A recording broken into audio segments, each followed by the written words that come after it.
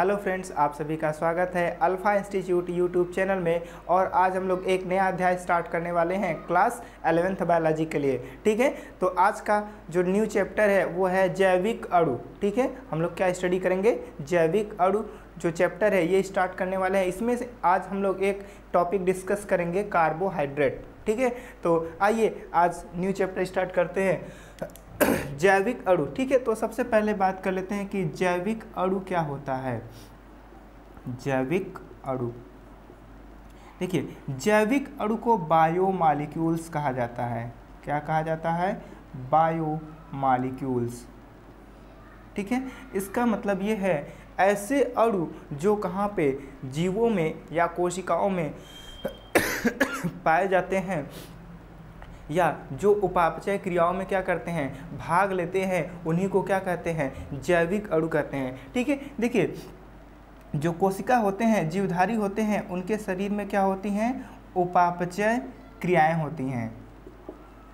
क्या होती हैं, उपापचय क्रियाएं होती हैं। तो उपापचय क्रियाओं में भाग लेने वाले अणु को क्या कहा जाता है, जैविक अणु कहा जाता है। ठीक है, ऐसे अणु जो क्या करते हैं, जीवों के शरीर में होने वाली उपापचय क्रियाओं में भाग लेते हैं, उन्हें क्या कहते हैं, जैविक अणु कहते हैं या बायोमॉलिक्यूल्स कहते हैं। ठीक है, समझ में। अगर हम एग्जांपल्स की बात करते हैं तो कौन कौन से एग्जांपल्स होंगे जैविक अणु के, जैसे एग्जांपल्स कार्बोहाइड्रेट,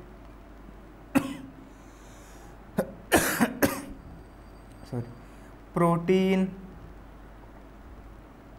वसा,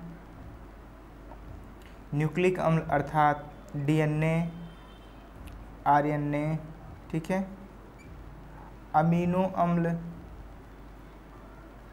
तो ये सभी क्या होते हैं, और भी बहुत सारे जैविक अणु हो सकते हैं। ये सभी किसके एग्जाम्पल हैं, जैविक अणु के या बायोमॉलिक्यूल्स के क्या हैं, एग्जाम्पल्स हैं। ठीक है, तो इस चैप्टर में हम लोग एक एक करके क्या डिस्कस करेंगे, कार्बोहाइड्रेट, प्रोटीन, वसा, डीएनए, आरएनए, अमीनो अम्ल। ठीक है, इस तरह से क्या करना है, इन टॉपिक्स को डिस्कस करना है। लेकिन आज के लेक्चर में हम लोग क्या डिस्कस करेंगे, ओनली वन कार्बोहाइड्रेट डिस्कस करेंगे।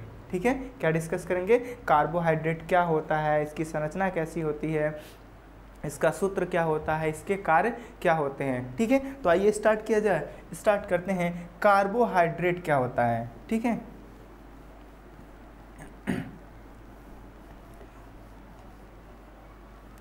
तो बहुत ही आसान है। देखिए क्या है, कार्बोहाइड्रेट। कार्बोहाइड्रेट होता क्या है, मीन्स कार्बोहाइड्रेट अर्थात इसका मतलब होता है hydrates of carbon. Hydrates of carbon को क्या कहते हैं, कार्बोहाइड्रेट कहते हैं। अर्थात कार्बन का हाइड्रेशन कर दिया जाए तो मान लीजिए इसका सूत्र क्या होगा, जैसे ये कार्बन है, इसमें क्या कर दीजिए, H2O क्या करना है, जोड़ दीजिए। ठीक है, ऐड कर दीजिए, तो ये क्या हो जाएगा, कार्बोहाइड्रेट हो जाएगा। क्या हो जाएगा, कार्बोहाइड्रेट हो जाएगा। ठीक है, means hydrates of carbon. Carbon का क्या कर दिया गया, हाइड्रेशन कर दिया गया। ठीक है, तो ये इस तरह से क्या हो जाता है, फार्मूला हो जाता है किसका, कार्बोहाइड्रेट्स का। तो ये सिंपल सा कार्बोहाइड्रेट होगा। तो अगर इसके अकॉर्डिंग देखें तो जो फार्मूला होगा कार्बोहाइड्रेट का क्या होगा, CH2O होगा। लेकिन एक कार्बन का जो कार्बोहाइड्रेट है वह पॉसिबल नहीं है। तो कार्बोहाइड्रेट जो होते हैं वो कम से कम 3 कार्बन के होते हैं। कितने कार्बन के, 3 कार्बन के होते हैं।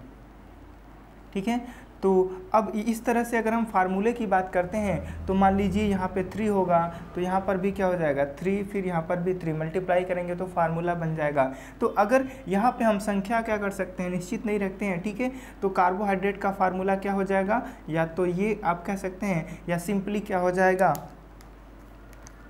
यहाँ पे n नंबर लिख देंगे, CnH2nOn।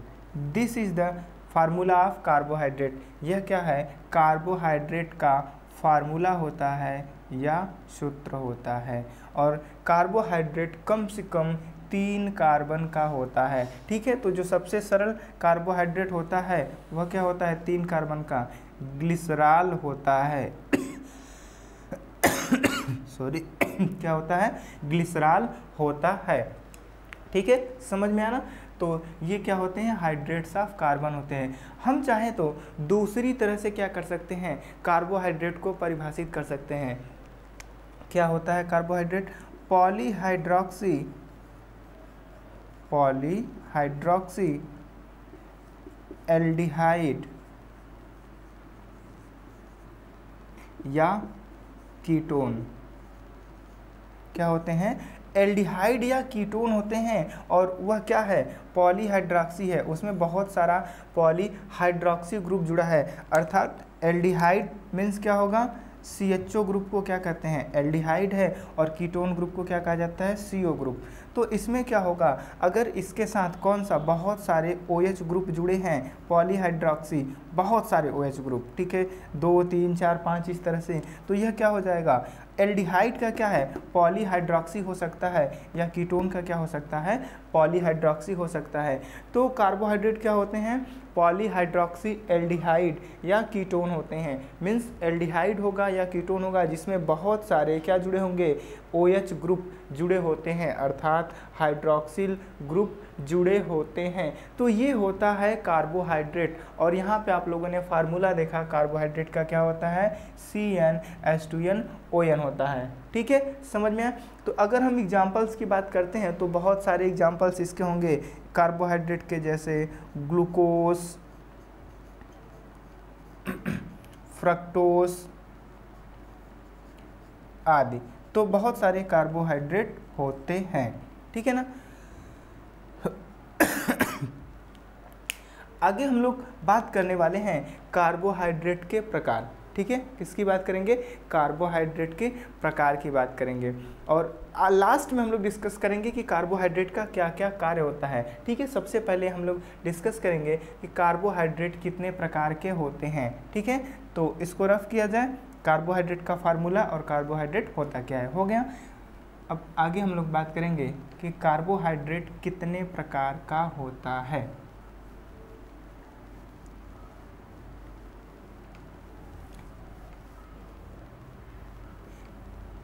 तो मोनोमेरिक अर्थात एकलक इकाइयों की संख्या के आधार पे, किसके, एकलक या मोनोमेरिक इकाइयों की संख्या के आधार पे कार्बोहाइड्रेट मुख्य रूप से 3 प्रकार के होते हैं।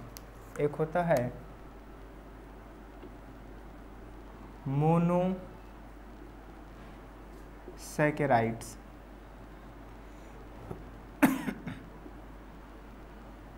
ठीक है, और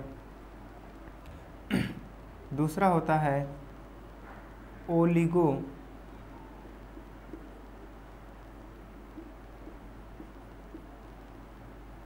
सैकेराइड। ठीक है, और तीसरा और लास्ट है जिसको कहते हैं पॉलीसैकेराइड,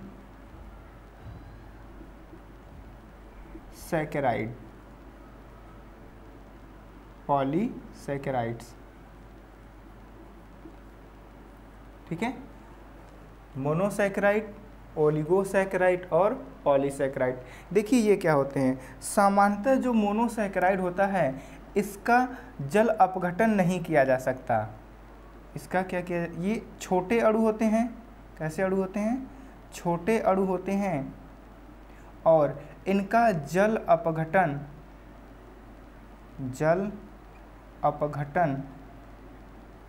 नहीं किया जा सकता, नहीं किया जा सकता। अर्थात इनका अगर हम जल अपघटन करना चाहें कि इनको हम जल की सहायता से छोटे छोटे अणुओं में तोड़ें, तो मोनोसैकेराइड को छोटे छोटे अणुओं में नहीं तोड़ा जा सकता। मोनो का मतलब होता है एक, इसमें क्या होता है, कार्बोहाइड्रेट की एकलक इकाई होती है, मोनोमेरिक इकाई होती है। ठीक है, ये सरल प्रकार के कार्बोहाइड्रेट होते हैं। कैसे होते हैं, सरल प्रकार के कार्बोहाइड्रेट होते हैं, सरल प्रकार के होते हैं। और इनका क्या होता है, ये स्वाद में मीठे होते हैं। कैसे होते हैं, स्वाद में मीठे होते हैं। और सामान्यतः इनके लास्ट में क्या लगा रहता है, ओज लगा रहता है, ठीक है। सफिक्स क्या लगा रहता है, ओज लगा रहता है, ठीक है। तो मोनोसैकेराइड के लास्ट में क्या लगा रहता है, ओज लगा रहता है, ठीक है, समझ में आया। अब यहाँ पे देखिए, यहाँ पे कितनी संख्या होती है, एकलक की संख्या एक होती है, ठीक है। कितने मोनोमर होते हैं मोनोसैकेराइड में, एक होता है, ठीक है। ओलिगोसैकेराइड की इस तरह से बात करते हैं तो ओलिगोसैकेराइड में क्या हो सकता है, जो यह 2 से कितने, 2 से 10 मोनोमर से बनता है या एकलक से बनता है। कितने होते हैं यहाँ पे, 2 से 10 होते हैं, ठीक है। तो पहले यहाँ पे हम एग्जाम्पल की बात कर लेते हैं कुछ। जैसे मोनोसैकेराइड का एग्जाम्पल क्या होगा, ग्लूकोज, ठीक है, फ्रक्टोज, सॉरी फ्रक्टोज नहीं, ग्लूकोज, हाँ फ्रक्टोज, क्या होता है, फ्रक्टोज, गैलेक्टोज और भी हो सकते हैं एग्जाम्पल। तो ग्लूकोज और फ्रक्टोज क्या होते हैं, मोनोसैकेराइड होते हैं। और यहाँ पे अगर हम बात करते हैं ओलिगोसैकेराइड की, तो ओलिगोसैकेराइड में क्या होता है, जो मोनोमर की संख्या होती है कितनी होती है, 2 से 10 होती है। तो इस प्रकार से यहाँ पे इसमें क्या हो सकता है, डाइसैकेराइड हो सकता है। कैसा, अगर 2 संख्या है तो क्या किया जाए, कहा जाएगा डाइसैकेराइड्स। इसके एग्जाम्पल क्या होंगे, डाइसैकेराइड, डाइसैकेराइड्स। इसमें क्या होगा, डाइसैकेराइड में जो मोनोमर की संख्या है वह कितनी होगी, 2। ट्राइसैकेराइड्स, ट्राइसैकेराइड्स मोनोमर की संख्या कितनी होगी, 3। टेट्रासैकेराइड्स, क्या होगा, टेट्रासैकेराइड्स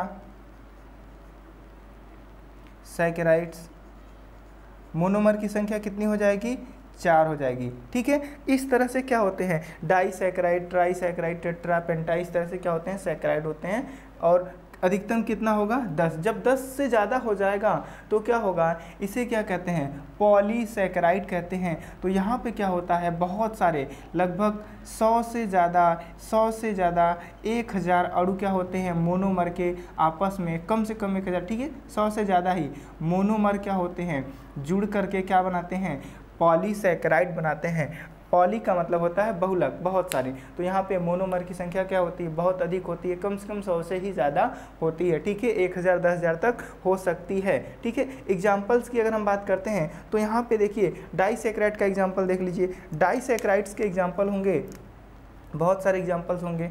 जैसे एग्जाम्पल्स डाइसैकेराइड का, सुक्रोस, माल्टोस, ठीक है, सुक्रोस, माल्टोस, लैक्टोस, इस तरह से क्या होते हैं, बहुत सारे एग्जाम्पल्स होंगे, ठीक है। और उसके बाद क्या है, पॉलीसैकेराइड है, जिसमें बहुत सारे क्या होते हैं मोनोमेरिक अणु मिलकर के एक लंबी श्रृंखला बनाते हैं। सबसे पहले हम लोग चलिए कुछ मोनोसैकेराइड्स की बात करेंगे। किसकी बात करेंगे, मोनोसैकेराइड्स की बात करेंगे, जिसमें क्या आता है, ग्लूकोज या फ्रक्टोज आता है, ठीक है। उसके बाद कुछ डाइसैकेराइड्स की, और फिर लास्ट में क्या डिस्कस करेंगे, पॉलीसैकेराइड को डिस्कस करेंगे, ठीक है। तो देख रहे हैं जो मोनोसैकेराइड्स होते हैं, इसके ये सरल प्रकार के कार्बोहाइड्रेट होते हैं। सामान्यतः इसमें जो कार्बन की संख्या होती है, जो मोनोसैकेराइड्स होते हैं, यहाँ पे 3 से 7 होती है। कितने कार्बन की संख्या होती है, 3 से 7 कार्बन होते हैं मोनोसैकेराइड्स में, ठीक है। और इनका जल अपघटन नहीं किया जा सकता, और ये सरल प्रकार के होते हैं, स्वाद में मीठे होते हैं, लास्ट में क्या होता है, ओज लगा रहता है, ठीक है। एग्जाम्पल क्या है, ग्लूकोज है और फ्रक्टोज है, ठीक है। तो इसको रफ करते हैं, इसके बाद कुछ मोनोसैकेराइड्स को डिस्कस करेंगे, उसकी संरचना को देखेंगे।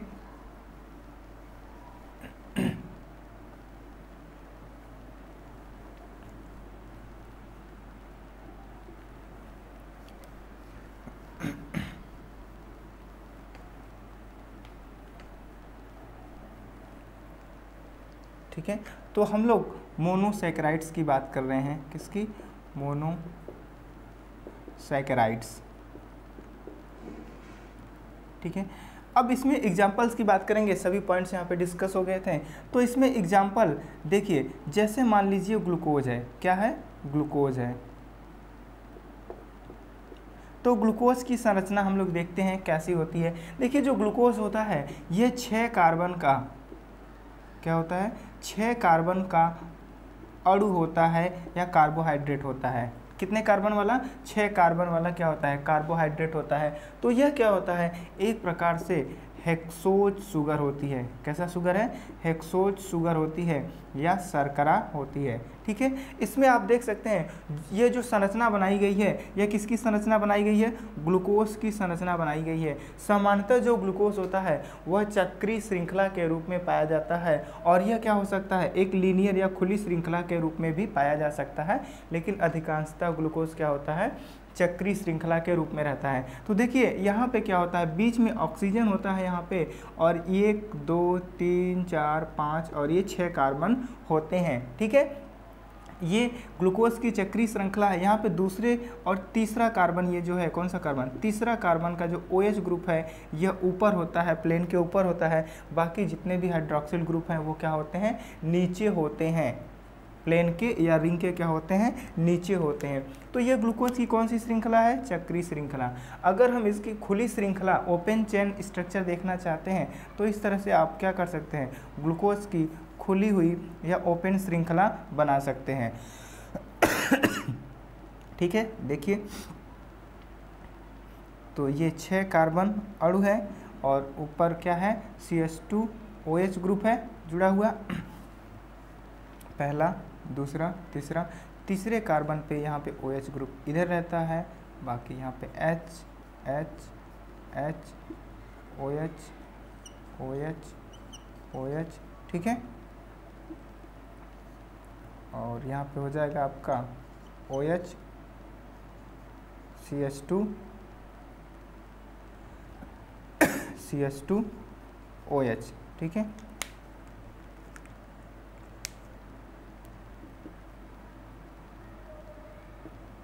देखिए यहाँ पे आप क्या कर सकते हैं? आप देख सकते हैं कुल कितने कार्बन है? 1 2 3 4 5 6, ठीक है। कार्बन की संख्या क्या हो जाएगी? 6। हाइड्रोजन काउंट कर सकते हैं, देखिए 2 3 4 5 6 7 8 2 10, ठीक है। 10, एक मिनट जी, आपका हो जाएगा 10 C2 CH2OH हुआ, ठीक है। कितना हो गया? देखिए 3 4 5 6 7 8 9 10 11 12 13 14, 1 मिनट। इसका फार्मूला क्या होता है? C6H12O6 होता है, ठीक है। ग्लूकोज का फार्मूला क्या होता है? C6H12O6 होता है, ठीक है। तो यहाँ पे क्या होता है? CHOH 2 1 3 4 5 6 7 8 9 10 11 12 13, 1 मिनट, कहीं पे गड़बड़ हो रहा है आपका यहाँ पे संरचना में। CH2OH, सॉरी ये उल्टा हो जा रहा है, कोई प्रॉब्लम नहीं है। ये देखिए ये CHO होता है, ये CH2OH होता है, तो ये ग्रुप उल्टा हो जा रहा था। अब यहाँ पे आप कार्बन काउंट करेंगे तो कार्बन की संख्या कितनी आएगी? आपको यहाँ पे 6 मिलेगी। हाइड्रोजन की संख्या कितनी मिलेगी? 12 मिलेगी। और ऑक्सीजन की संख्या कितनी मिलेगी? 6 मिलेगी, ठीक है। तो ये ग्लूकोज का, ठीक है, ग्लूकोज का क्या होता है? सूत्र होता है, फार्मूला होता है C6H12O6। ये क्या है? एक ओपन श्रृंखला है, खुली श्रृंखला है ग्लूकोज की, और ये श्रृंखला कैसी है? चक्रीय श्रृंखला है। इसमें आप देख सकते हैं कि जो OH ग्रुप है सभी क्या होते हैं? ठीक है, OH ग्रुप क्या होते हैं? सभी OH ग्रुप दाहिनी साइड होते हैं, लेकिन ये पहला, दूसरा, तीसरा, ये पहला कार्बन है, दूसरा है, तीसरा है, चौथा है, पांचवा है, छठा है।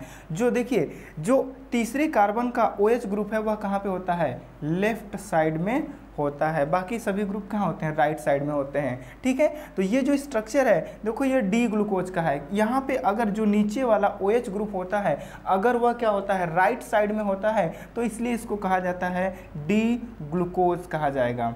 लेकिन अगर यह OH ग्रुप क्या हो, लेफ्ट साइड में हो जाएगा, तब फिर इसे क्या कहा जाएगा, एल ग्लूकोज कहा जाएगा। ठीक है, तो ये क्या है, आइसोमर्स होते हैं डी ग्लूकोज और एल ग्लूकोज। ये OH ग्रुप डिपेंड करता है कि ये डी ग्लूकोज कहलाएगा या एल ग्लूकोज कहलाएगा। राइट साइड में है तो डी ग्लूकोज, और ये OH अगर लेफ्ट साइड में है तो क्या होगा, एल ग्लूकोज कहलाता है। ठीक है, तो ग्लूकोज बहुत ही इंपॉर्टेंट है। ठीक है, ग्लूकोज का स्ट्रक्चर आप लोग जानते हैं कि आपके ब्लड में क्या होता है, ग्लूकोज होता है, और आप लोग बीमार होते हैं तो क्या किया जाता है, ग्लूकोज चढ़ाया जाता है ना। ठीक है, तो ये मोनोसैकेराइड एग्जाम्पल ग्लूकोज का डायग्राम है यहाँ पे। और अगर हम मोनोसैकेराइड्स के प्रकार की बात करते हैं तो मोनोसैकेराइड्स में जो भी कार्बन की संख्या है, कार्बन की संख्या के आधार पर इसे क्या किया जाता है, डिवाइड किया जाता है, ट्राइओज, टेट्रोज, पेंटोज और हेक्सोज, सेडोहेप्टुलोज।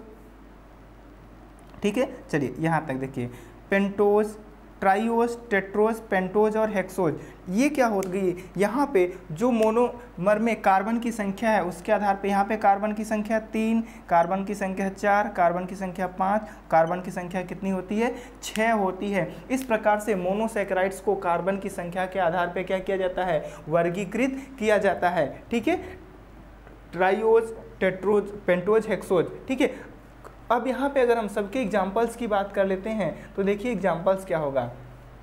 ठीक है, क्या एग्जाम्पल होगा इसका, देखिए ट्राइओज का एग्जाम्पल क्या होगा, ग्लिसरॉल। ठीक है, ग्लिसरॉल 3 कार्बन का है। टेट्रोज की बात करते हैं तो 4 कार्बन का जाइलुलोज।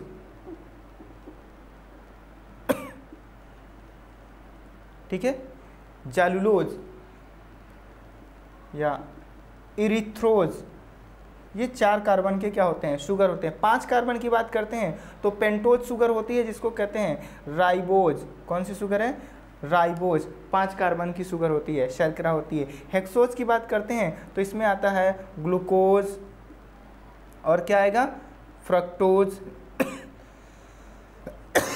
Glucose, fructose, galactose. ये सभी शुगर कितने होते हैं, 6 कार्बन के होते हैं। ये क्या है, मोनोसैकेराइड्स के प्रकार हैं। किसके बेसिस पे, किसके आधार पे, कार्बन की संख्या के आधार पे, 3, 4, 5 और 6। ठीक है, इस तरह से 7 कार्बन की भी क्या हो सकती है, शर्करा हो सकती है। ठीक है, तो मोनोसैकेराइड के टाइप्स समझ में आ गए, triose, tetrose, pentose, hexose, carbon की संख्या के आधार पे क्या है, मोनोसैकेराइड्स का वर्गीकरण है। और मोनोसैकेराइड्स के वर्गीकरण में हमने एक बहुत ही महत्वपूर्ण ग्लूकोज की संरचना को भी देख लिया। ठीक है, अब हम लोग बात करते हैं ओलिगोसैकेराइड्स की संरचना के और एग्जाम्पल्स की बात करते हैं। ठीक है, तो चलिए थोड़ा सा ओलिगोसैकेराइड की संरचना और एग्जाम्पल देख लिया जाए। तो मोनोसैकेराइड्स जुड़ करके आपस में ज्वाइंट होकर के क्या करते हैं, ओलिगोसैकेराइड्स फॉर्म करते हैं। क्या फॉर्म करेंगे, ओलिगोसैकेराइड्स। और ओलिगोसैकेराइड्स में हम लोग ओलिगोसैकेराइड्स,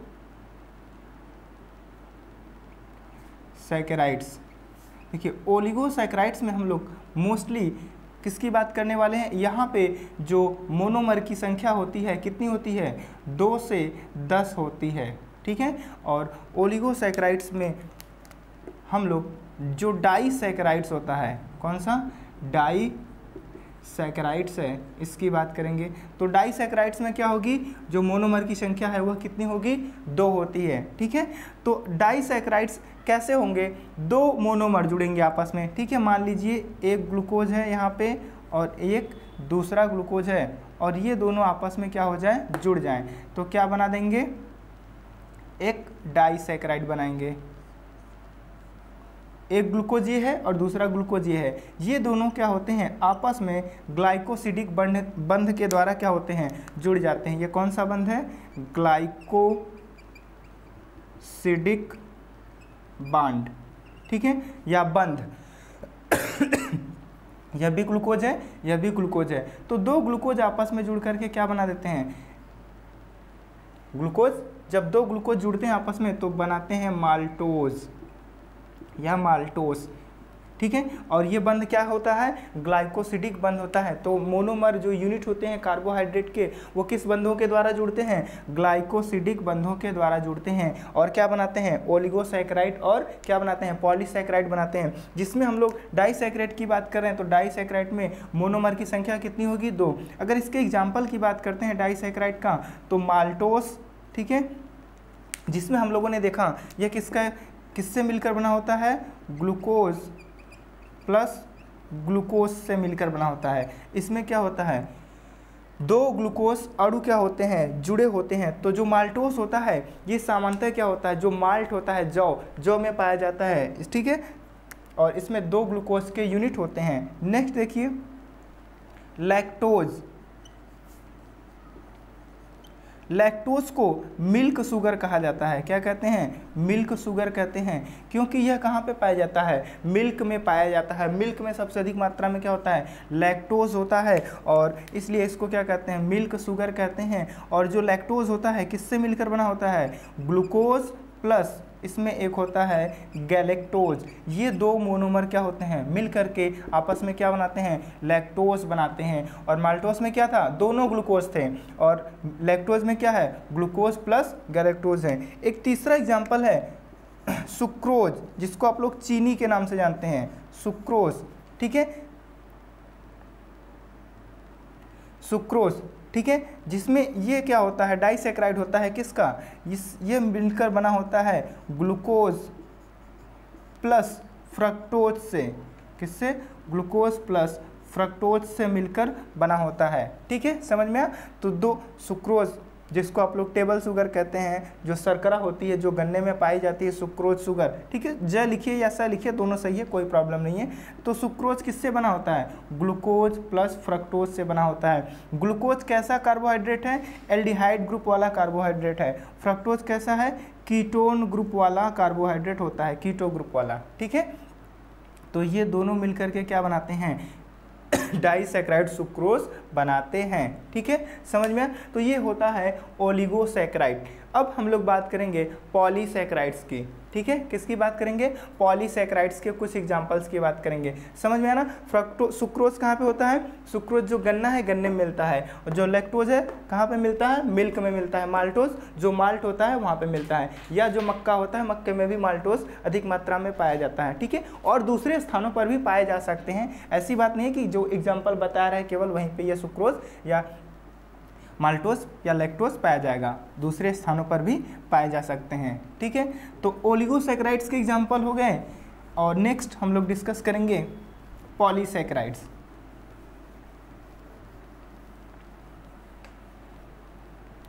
तो पॉलीसैकेराइड्स देखिए, पॉलीसैकेराइड्स देखिए, पॉलीसैकेराइड्स में क्या होता है, यहाँ पे मोनोमर की संख्या क्या होती है, 10 से अधिक होती है। बहुत सारे अणु मोनोमर के जुड़ करके क्या बनाते हैं, एक लंबी श्रृंखला बनाते हैं। क्या बनाते हैं, लंबी श्रृंखला बनाते हैं, जिसको क्या कहते हैं, पॉलीसैकेराइड्स कहा जाता है। लंबी श्रृंखला बनाते हैं, ठीक है। अगर हम एग्जाम्पल्स की बात करते हैं तो पॉलीसैकेराइड्स के बहुत सारे एग्जाम्पल्स होंगे, और सबसे पहले हम लोग इसके प्रकार की बात कर लेंगे कि यह कितने प्रकार का होता है। तो देखिए यह 2 प्रकार का होता है, एक स्ट्रक्चरल और दूसरा होता है स्टोरेज। कैसा होता है, स्ट्रक्चरल और स्टोरेज। जो स्ट्रक्चरल पॉलीसैकेराइड होता है यह क्या करता है, किसी विशेष प्रकार की संरचना बनाता है, एक तरह से सुरक्षात्मक संरचना आप कह सकते हैं, कोई स्ट्रक्चर बनाता है, ठीक है। और जो स्टोरेज पॉलीसैकेराइड्स है यह स्टोर होता है एज ए फ्यूल, ठीक है, क्या होता है, एज ए फ्यूल स्टोर होता है। अगर हम स्ट्रक्चरल पॉलीसैकेराइड्स की बात कर रहे हैं, ठीक है, तो देखिए इसमें से इसका एग्जाम्पल हो जाएगा सेलुलोज। क्या होता है, सेलुलोज। सेलुलोज कहाँ पे पाया जाता है, जो कोशिका भित्ति होती है, क्या होती है कोशिका भित्ति। कोशिका भित्ति बनी होती है पौधों में, जो कोशिका होती है उसकी कोशिका भित्ति कोशिका भित्ति किससे बनी होती है, सेलुलोज से बनी होती है। और सेलुलोज क्या होता है, यह ग्लूकोज का किसका? ग्लूकोज का बहुलक होता है। क्या होता है? सेलुलोज। ग्लूकोज का बहुलक होता है और कोशिका भित्ति क्या करती है? कोशिका के चारों ओर एक आवरण बनाती है जो क्या होती है? कोशिका को सुरक्षा प्रदान करती है। कौन? कोशिका भित्ति। किससे बनी होती है? सेलुलोज की। सेलुलोज किसका बहुलक होता है? ग्लूकोज का बहुलक होता है। ठीक है, तो यह एक प्रकार से क्या है? स्ट्रक्चरल पॉलीसेकेराइड होता है सेलुलोज। इसके अलावा और दूसरा काइटिन। काइटिन भी क्या होता है? एक स्ट्रक्चरल पॉलीसेकेराइड्स होता है। ठीक है, कार्बोहाइड्रेट होता है। यह कहाँ पे पाया जाता है? जो आर्थ्रोपोड का बाह्य कंकाल होता है। क्या होता है? बाह्य कंकाल। वह किससे बना होता है? किसका? आर्थ्रोपोडा का।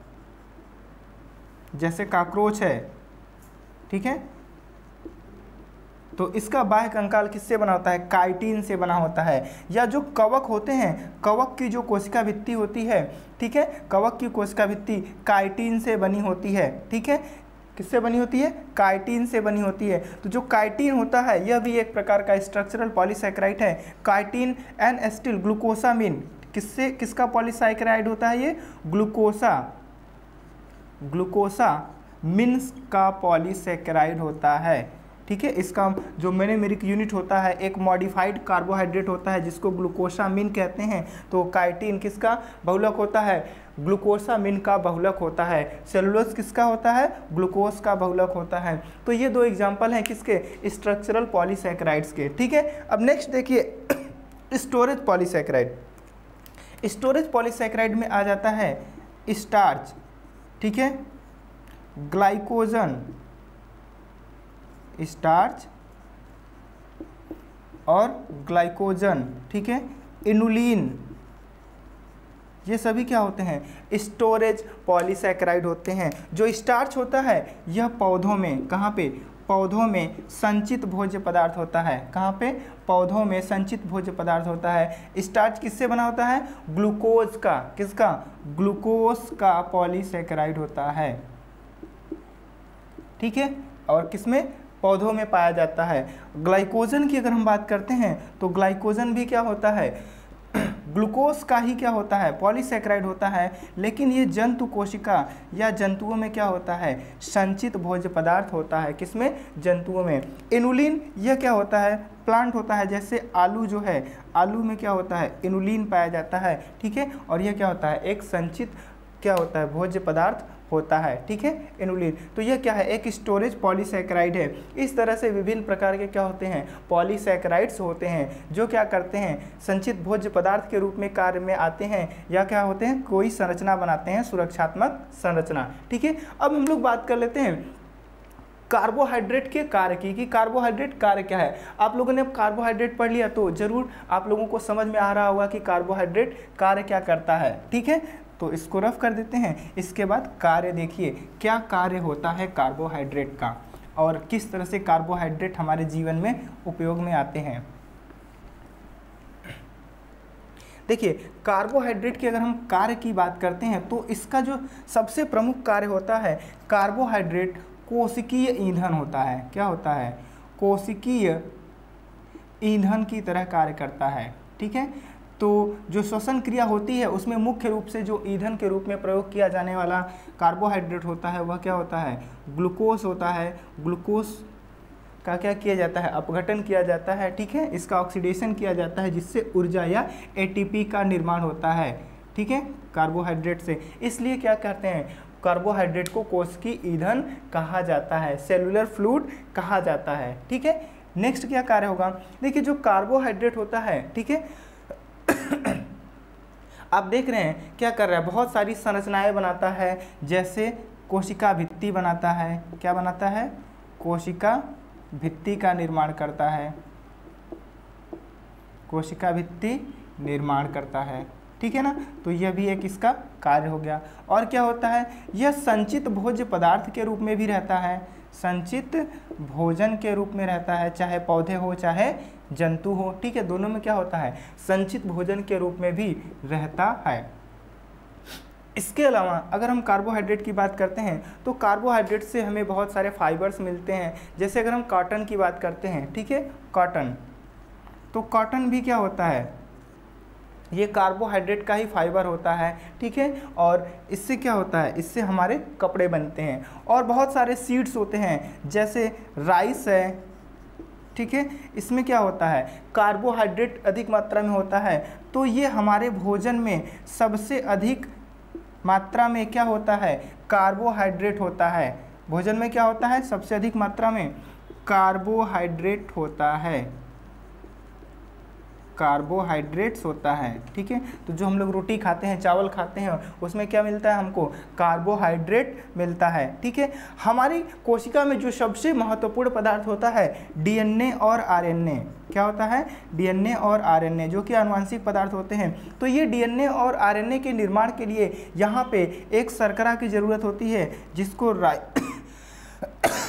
पेंटोज शुगर कहते हैं। कौन सी शुगर, 5 कार्बन वाली पेंटोज शुगर होती है, जिसमें अगर हम डीएनए की बात करते हैं तो डीएनए में क्या होता है, डीऑक्सीराइबोज शुगर होता है। डीएनए में क्या होता है, डीऑक्सीराइबोज शुगर होता है। आरएनए में क्या होता है, राइबोज शुगर होता है, ठीक है। तो बहुत इंपॉर्टेंट है, डीएनए और आरएनए के निर्माण के लिए भी क्या होती है, कार्बोहाइड्रेट की आवश्यकता होती है, ठीक है फ्रेंड्स। तो समझ में आया, आज हम लोगों ने कार्बोहाइड्रेट को बहुत ही अच्छे से डिटेल्स में स्टडी किया है, ठीक है। और एग्जाम में आप लोग अच्छे से आंसर कर पाएंगे, कार्बोहाइड्रेट का कार्य क्या होता है, इसकी संरचना कैसी होती है, मोनोसैकेराइड क्या होता है, ओलिगोसैकेराइड क्या होता है, पॉलीसैकेराइड क्या होता है, ठीक है फ्रेंड्स। तो अब हम लोग नेक्स्ट लेक्चर में नेक्स्ट टॉपिक डिस्कस करेंगे। आज के लिए आज के लेक्चर में बस इतना ही।